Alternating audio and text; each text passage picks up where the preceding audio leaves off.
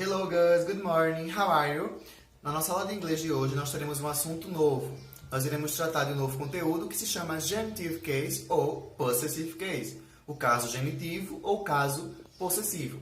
O que é o caso genitivo? Ele é um gênero gramatical típico do inglês, da língua inglesa, que vai trazer uma relação de posse, né? E vai envolver um possuidor e algum objeto possuído, a coisa possuída. Então, no português, nós temos o costume de falar, nós falamos gramaticalmente, né, é uma forma correta de se falar, que a minha casa, o meu livro de inglês, né, a minha escola, o meu cachorro. Né? Então, isso é o caso possessivo, certo? Então, o livro da menina, a casa da garota é velha, né? O meu lápis, minha caneta, o meu lápis de escrever, o meu lápis vermelho é novo. Então eu posso trazer algumas características para o meu substantivo, mas mesmo assim intensificando na frase que ele é meu, tá? Então a relação de posse, meu ou de outra pessoa. Eu posso dizer que aquela coisa pertence a determinada pessoa, ok? Então, como é que se forma o genitive case? Como é que se forma o caso genitivo ou caso possessivo? Então, eu vou ter o possuidor e a coisa possuída, nessa ordem. Então, vamos ver como é que isso se coloca em prática, ok? Aqui, olhando para o quadro. Indicamos posse usando apóstrofo S, que é esse tracinho aqui, certo? Que fica lá em cima, apóstrofo, que você já conhece, e o S. Então, apóstrofo S vai identificar a posse. Esse apóstrofo, ele deve ser colocado no possuidor e não na coisa possuída. Então, a pessoa que possui aquela coisa, que possui algo, né, tem que levar o apóstrofo S. Olha o exemplo aqui. Anna's house. Anna's house. O que foi que eu disse? A casa de Ana. Então, quem é que possui a casa? Ana. Então, Ana é a possuidora, né? Por isso que o apóstrofo S vem aqui, ó, no final do nome dela. Então, Anna's house, a casa de Ana. Nunca coloquem house e Anna's, não. Porque a ordem é possuidor na frente e coisa possuída depois. Apóstrofo S no final do nome do possuidor. Aqui embaixo, Paul's book is new. Foi o que eu disse. O livro de Paulo é novo. Então, percebam que Paulo possui o quê? Um livro, um book. Então, o book é a coisa possuída. E Paulo, ele é o possuidor. Por isso que temos apóstrofo S aqui no nome dele. Certo? Aqui, ó. Usa-se apóstrofo S também após substantivos no singular. Então, olha o exemplo aqui. Após substantivos no singular, certo? Nós iremos utilizar também apóstrofo S. Aqui nós temos the man's house. The man's house. Foi o que eu disse. A casa do homem, certo? Aqui é um substantivo singular, porque a gente já sabe, a gente já viu, né, que existe o plural irregular e man, né, é singular e man, que é plural. Então, aqui, the man's house significa a casa do homem, certo? Pessoal, outra regra. Aqui diz, ó, usamos apóstrofo, somente apóstrofo, após substantivos plural. Então, olha o exemplo aqui, né? The boys' books. Eu tenho nessa frase um substantivo no plural, que é boys, garotos, certo? Então, boys aqui será o quê? Possuidor. Books, a coisa possuída. Quando a gente vê uma frase assim, a gente tem que pensar, quem é que tem os livros? Os garotos. De quem são os livros? Dos garotos. Então, os garotos possuem os livros. Então, como é que eu leio essa frase? Os livros dos garotos. Então, por isso que aqui o apóstrofo está no boys. Mas, por que eu só uso o apóstrofo e não o S, apóstrofo S? Porque aqui é um substantivo plural. Boys. Boys já está no plural.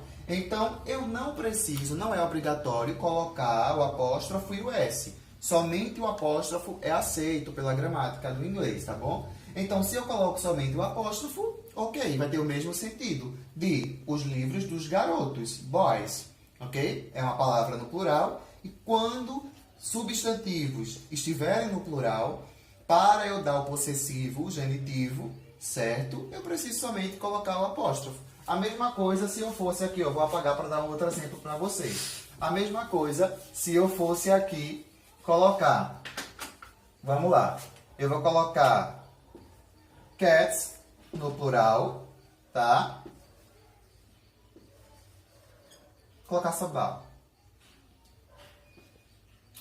Vamos lá. Então, the cats balls. Então, eu quero dizer as bolas dos gatos, certo? Então, vou colocar aqui, ó, somente apóstrofo, porque esse substantivo já está no plural, cats. Então, the cats balls, as bolas dos gatos, as bolinhas, ok? Aqui, por último, eu tenho outro exemplo que é de outra regra. Eu uso apóstrofo S para plural que não terminam em S. Quais são esses plurais, professor, que não terminam em S? O plural irregular, como exemplo que eu trouxe aqui, de uma palavra que a gente aprendeu. The women's clothes. As roupas das mulheres. As roupas das mulheres. Então, women é plural irregular, que é o plural de woman. Woman, women. Então, the women's clothes. Então, percebam que eu preciso colocar o apóstrofo S aqui no final da palavra, do substantivo women, que é para dar o sentido de as roupas das mulheres. Então, pessoal, continuando. Prestem muita atenção agora nesses dois exemplos, certo? Que existe também. E vocês podem se deparar em algum momento com alguma atividade. Eu posso pedir também que chegue uma questão assim. Quando eu quero falar que uma única coisa pertence a duas pessoas ou mais pessoas, o que é que eu devo fazer, professor? Se aquela determinada pessoa, por exemplo, 3 pessoas possuem o mesmo carro. Então, o carro são daquelas 3 pessoas. O carro é delas 3. Então, como é que eu faço? Na escrita isso, no possessive case, genitive case. Eu preciso usar uma regra de colocar apóstrofo S no final do nome da última pessoa. Olha o exemplo aqui. Anna and John's house. Eu fiz uma ilustração para vocês terem mais ou menos uma ideia de que a casa pertence a Ana e a John. Os dois são donos da mesma casa, ou seja, a casa é deles dois. Ok? Então, o que é que eu faço quando eu for escrever isso? Eu coloco o apóstrofo S na última pessoa. Então, quem é a última pessoa aqui? John. Anna and John. Então, como John é a última pessoa, eu preciso colocar apóstrofo S. Se fosse o contrário, teria problema. John and Annas. Então, seria John and Annas. Nunca coloquem. Se for uma coisa, uma única coisa, né, que 2 pessoas, ou 3, ou 4, né, ou mais possuem, nunca coloquem apóstrofo S em todas. Né? Exemplo, aqui. Mary, Julie e Tom Car. O carro é de Mary, é de Julie e é de Tom. Quem é a última pessoa que está aqui na frase? Tom. Então, eu preciso colocar apóstrofo S em Tom. Se você fizer isso, apóstrofo S em todos, está errado, certo? Nesse caso aqui, porque eu quis dizer que o carro é dos 3. Os 3 possuem o carro, certo? Nesse caso aqui. Entendido? Agora, nesse outro exemplo, se eu quero dizer que uma casa é de Ana e uma casa é de John, ou seja, eles possuem casas diferentes.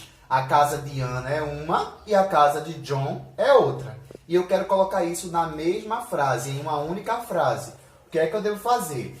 Aí agora eu posso colocar Anna's and John's house. Anna's and John's house. A casa de Ana e de John, né? Como é que eu traduzo? A casa de Ana e de John. Quando eu digo isso, né, eu entendo que Ana tem uma casa e John vai ter outra. Então, eu preciso colocar apóstrofo S no nome das duas pessoas, dos dois possuidores. Nesse caso aqui, quando aquela pessoa possui coisas diferentes, tá? Como eu dei o exemplo do carro, se fosse o exemplo do carro, né?